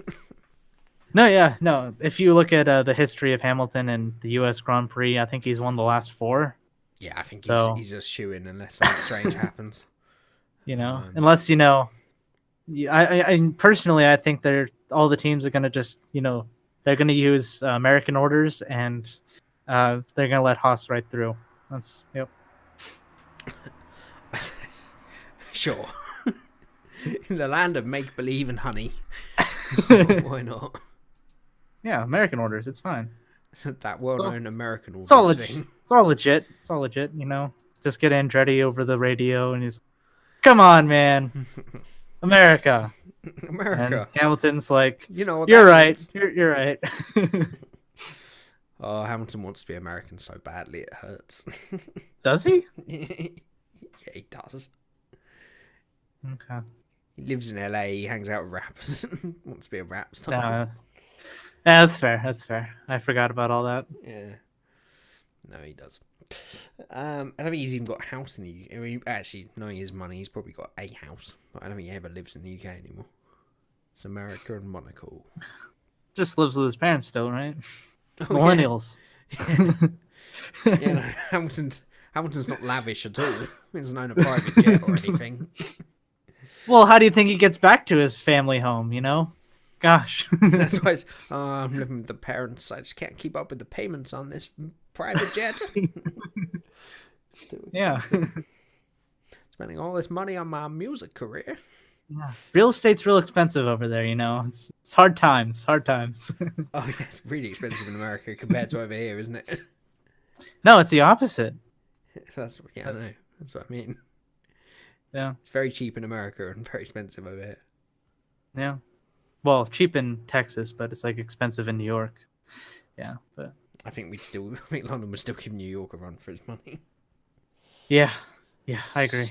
Housing prices. I could do a whole podcast on that, but I won't. No one wants to. Yeah, we got the Funtham podcast and then the housing cost podcast. That good old housing price podcast.